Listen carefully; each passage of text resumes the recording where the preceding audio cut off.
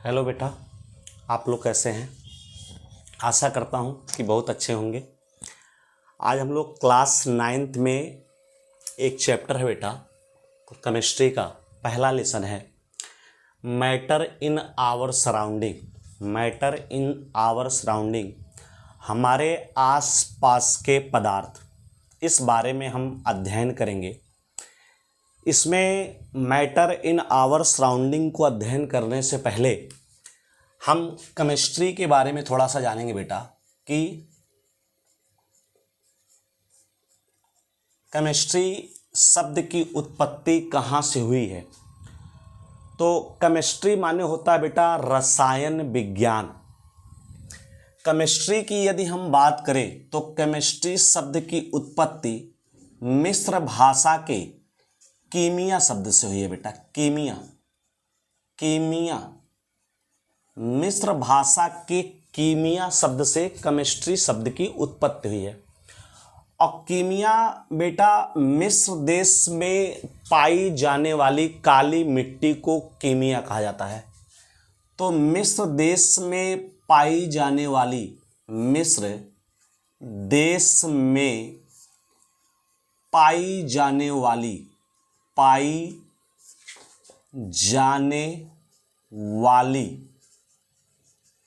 काली मिट्टी को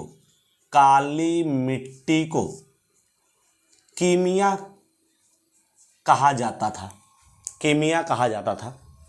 मिस्र देश में पाई जाने वाली काली मिट्टी को कीमिया कहा जाता था और इसी कीमिया शब्द से ही केमिस्ट्री शब्द की उत्पत्ति हुई।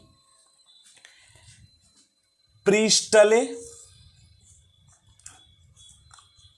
सीले और बेटा एक वैज्ञानिक थे लेवाइसिए।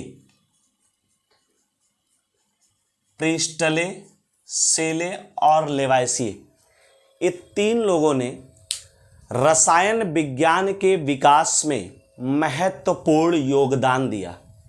इन तीनों का रसायन विज्ञान के विकास में महत्वपूर्ण योगदान रहा और लेवाइसिए जी को आधुनिक रसायन विज्ञान, मॉडर्न केमिस्ट्री का जन्मदाता कहा जाता है। फादर कहा जाता है बेटा, जन्मदाता। लेवाइसिए जी को आधुनिक रसायन विज्ञान का जन्मदाता कहा जाता है। डिफिनीशन हम देख लें। Definition of chemistry, definition of chemistry की यदि हम बात करें तो रसायन विज्ञान की परिभाषा क्या होती है, रसायन विज्ञान कहते किसे हैं। रसायन विज्ञान की यदि बात करें बेटा तो विज्ञान की वह शाखा जिसमें पदार्थों के भौतिक गुण, फिजिकल प्रॉपर्टीज, भौतिक गुण,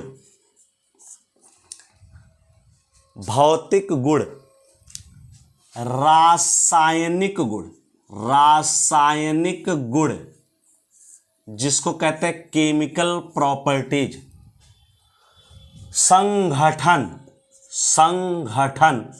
जिसको कहते हैं कंपोजिशन, तथा पदार्थों के उपयोग, यूजेज ऑफ मैटर का अध्ययन किया जाता है, रसायन विज्ञान कहलाता है। अर्थात विज्ञान की वह शाखा जिसमें पदार्थों के भौतिक गुण, रासायनिक गुण, संगठन तथा पदार्थों के उपयोग का अध्ययन किया जाता है, रसायन विज्ञान कहलाता है।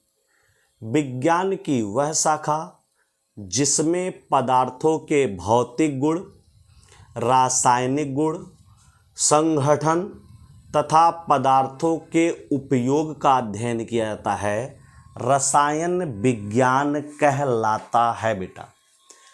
अब इसमें आता है चैप्टर के अंतर्गत हम देखेंगे कि मैटर होता क्या है, पदार्थ होता क्या है।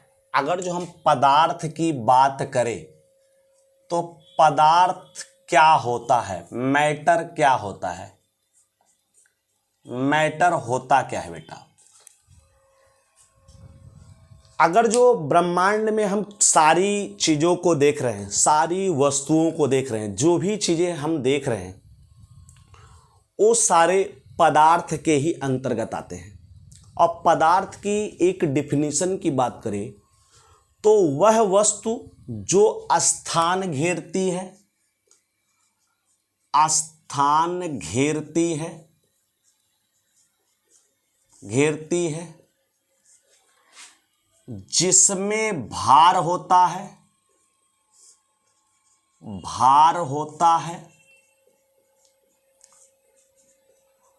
और जिसका अनुभव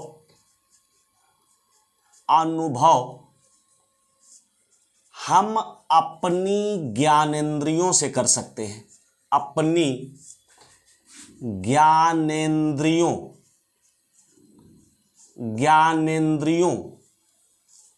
से कर सकते हैं, उसे द्रव्य या पदार्थ कहते हैं। तो वह वस्तु जो स्थान घेरती है, जिसमें भार होता है और जिसका अनुभव हम अपनी ज्ञानेंद्रियों से कर सकते हैं, उसे द्रव्य या पदार्थ कहते हैं। मनुष्य के शरीर में 5 ज्ञानेंद्रियां होती हैं।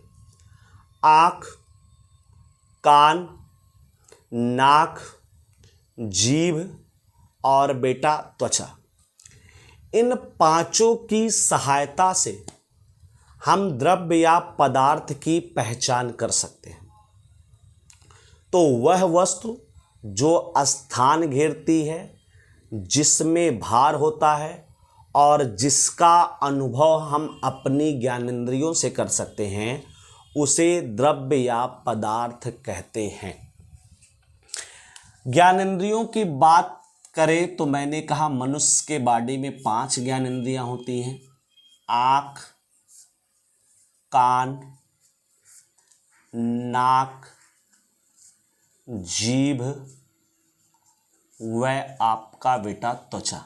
ये 5 ज्ञानेंद्रियां होती हैं। त्वचा, 5 ज्ञानेंद्रियां मनुष्य बॉडी में। आपने कहा पदार्थ, तो जैसे पत्थर, मेज, कुर्सी, व्हाइट बोर्ड, बादल, तारे, वायु, जल आदि, ये सब आपके पदार्थ के ही अंतर्गत आते बेटा। ये सभी स्थान घेरते हैं, इन सभी में भार होता है और इनका अनुभव हम अपनी ज्ञानेंद्रियों के द्वारा कर सकते हैं। तो ये आपके द्रव्य या पदार्थ कहलाते हैं। उसके बाद आता है बेटा कि पदार्थ के कुछ अभिलाक्षणिक गुण होते हैं। पदार्थ के अभिलाक्षणिक गुण, जिसे हम कहते हैं कैरेक्टरिस्टिक।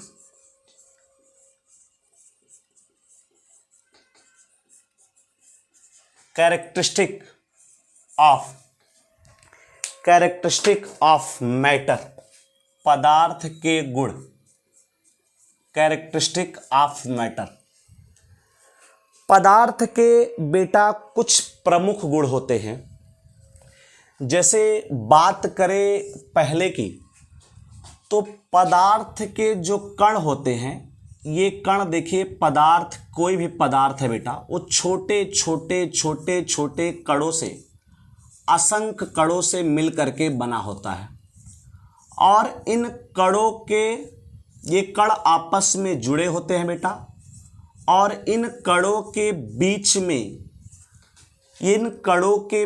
में ये रिक्त स्थान होता है बेटा, ये रिक्त स्थान होता है।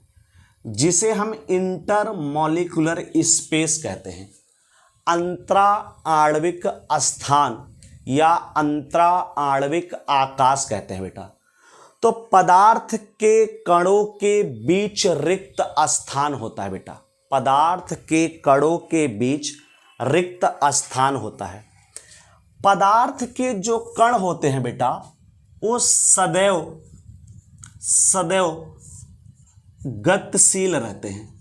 पदार्थ के कणों की बात करें तो पदार्थ के कण सदैव गतिशील रहते हैं, अर्थात इनमें पदार्थ में के कणों के बीच गतिज ऊर्जा होती है बेटा, काइनेटिक एनर्जी होती है। पदार्थ के कण सदैव गतिशील रहते हैं, अर्थात उनमें गतिज ऊर्जा होती है।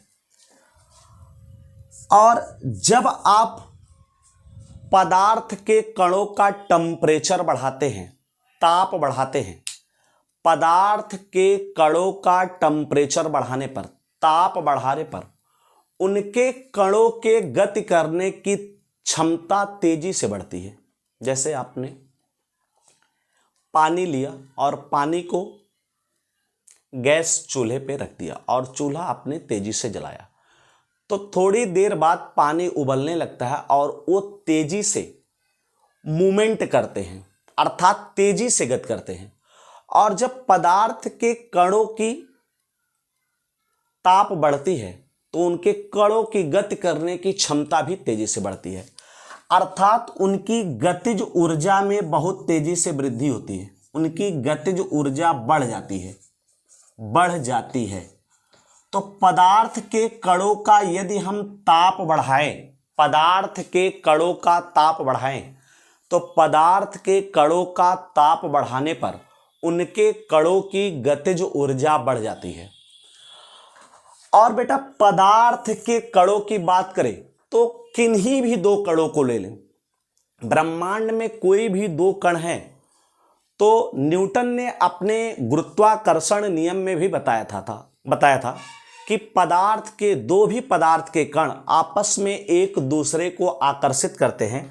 अर्थात दो कण यदि हैं बेटा तो पहला कण इस कण को अपनी ओर खींचेगा बेटा, ये इसको अपनी ओर खींचेगा, और दूसरा कण जो है बेटा ये कण इस कण को अपनी ओर खींचेगा, और इनके बीच लगने वाला जो फोर्स होगा, जो बल होगा, जिसको हम आकर्षण बल कहते हैं, इसी को हम कहते हैं अंतरा आणविक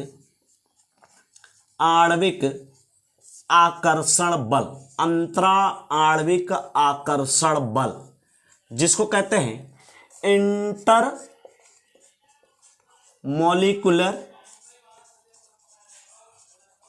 force of attraction. Intermolecular force of attraction अर्थात पदार्थ के कणों के बीच, पदार्थ के दो कणों के बीच सदैव एक आकर्षण बल लगता है। इस आकर्षण बल को अंतरा आणविक आकर्षण बल, इंटरमॉलिक्यूलर फोर्स ऑफ अट्रैक्शन कहा जाता है। तो आशा करता हूं बेटा ये क्लास आपको अच्छा लगा होगा। कृपया वीडियो को लाइक, शेयर और सब्सक्राइब करें बेटा।